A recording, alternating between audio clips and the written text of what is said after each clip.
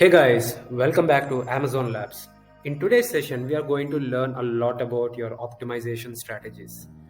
Typically, we are going to look at our top 5 strategies, and if you are able to learn these strategies and apply these strategies in your day-to-day operations, I can assure you that you will be able to control your costs much more efficiently and you can work towards improving your profit margins. So without ado, let's quickly begin this video.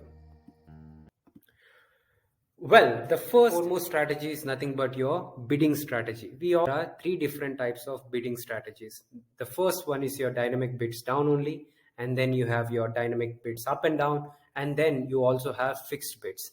Now, firstly, you need to know where can you use each of these strategies. For example, if you are launching your product for the first time, now in that case, your fixed bids, they are going to be the most appropriate or the best option. Why? Because when you're launching your product for the first time, your goal is to display your product on the top. Now, if you are choosing dynamic bids down only or dynamic bids up and down, there is a doubt or a sense of uncertainty. Why? Because now you're launching your product and then you are also telling Amazon that you may raise it or you may lower it. Now, Amazon doesn't have any data, right? So now it is up to their discretion whether to show your product on the top or not.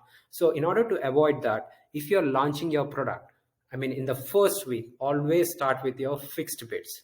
Well, after 1 or 2 weeks, now you get to see data and then you start your optimization. Then you can gradually transition from fixed bids to your dynamic bids up and down, right? So you can test this, and then eventually as you mature, as your campaigns mature, you can also try and test dynamic bids down only. Now here the key takeaway is that which strategy should I be using on my campaigns? Now, I would say there is no specific answer, no straightforward answer. And the best answer to this question is test it. Whichever works well for you, just go with that.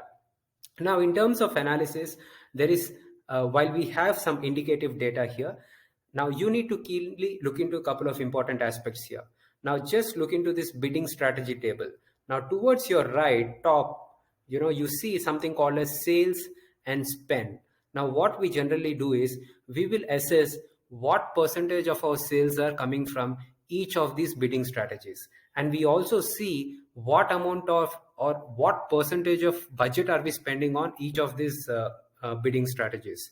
Now for example, we see, right, dynamic bids down only, we got 35% of our sales from this particular bidding strategy, and we also spend 35% of our capital on this particular bidding strategy. Likewise, you see dynamic bids up and down, we got 50% of our sales from dynamic bids up and down. And then if you look at our spend, we also spend 52% of our capital in this area. Likewise, you also see numbers for fixed bids. You see here that 15% of our sales have come from fixed bids, and in terms of capital allocation, we spent 14% of our budgets in this area. Now, the very purpose of having this visibility or this view is you also need to know what is your customer acquisition cost. If you look at the last column, you see AQC, which will tell you what is your ratio. Now, AQC of 1 means that, for example, let's say you have got a product of $10 and then you're also spending $10 to get one sale. So which is very high. So anything, a customer acquisition cost of 1 means that you're not making any money, you're losing your money. You're spending the same amount to get the same amount, which is really bad, right? In this table, you see these campaigns are very badly managed. And that is why you see such a high, AQC, right? And then moving on to your placement stats, right? So we all know that there are 3 placement stats. One is your rest of search, and then one is your product pages, and then your top of search. Now, it's also very important for you to understand, maybe on a monthly basis or a periodic basis, you need to assess, you need to understand this data, right? This data will provide you direction as in how you should progress for the next or the subsequent month. Now you see here, once again, we just looked into our sales, we just looked into our spend. For example, in the table below, you see for top of search, in terms of capital allocation, we spent almost 47% here. We spent 47% of our capital for top of search. However, in terms of sales, we got only 27% of our sales from top of search, right? So whereas you see our rest of search, we got 37% of our sales from here. In terms of capital, we just allocated 23% of our capital. Likewise, you see product pages, we got 37% of our sales from here, and we spent only 31% of our capital in this particular placement stat. So, well, the very idea of having this data is now you know where you should be spending most of your money and effort. Now, in this example, there is also another perspective. In top of search, while you spent almost 50%, 47 is almost equivalent to 50. So you allocated about half of your budget for top of search and you got only 27% of your sales here. But you also need to understand that sometimes you could be running your top of search campaigns not to get sales, but to drive organic rankings. So you need to hit that balance. However, you also need to have absolute clarity on your sales, from where are you getting sales, not just in terms of your keywords, but also in terms of your bidding strategy and also in terms of your placement stats. You need to know at what speed you are progressing, right? Well, I hope you understood this. Let's move on to our next strategy, which is your match type analysis. We have phrase match, we have broad match, and then you have your exact match, and then you have your auto campaigns, right? Now here also we do a similar analysis on a periodic basis. We get to this data.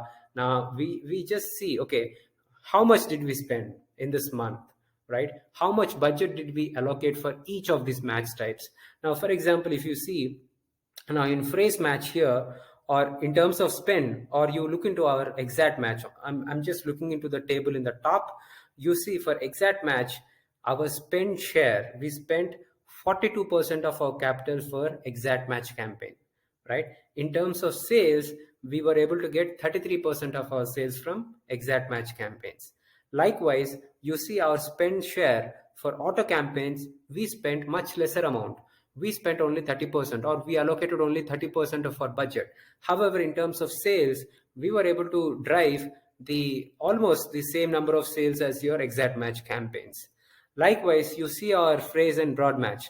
Now, you see, now in these cases, in this way, this is how you need to have complete visibility on your data, and you also need to know what is your customer acquisition cost for each of these match types. Like we discussed a couple of minutes back, here also I look into our AQC, and anything greater than 1 or anything 1, an AQC of 1 means that you are spending the exact same money to get this sale. Let's say your product has got a price of $10. You're also spending $10 to get that sale, so which makes no sense, right? So ultimately, these numbers will really help you not just to allocate your not just to plan your budget, but also to allocate it in a right area at a right time. And then you have two more optimizations that you generally do. One is your campaign and then your search term optimization. Now, campaign optimization is nothing but your bid optimizations, right? Now, and then you also have your search term optimizations. Now, search term optimizations, these are something which you need to do on a periodic basis, maybe twice a week, maybe once a day also sometimes. Now, in this exercise, what you're going to do is you're keenly going to look into your data.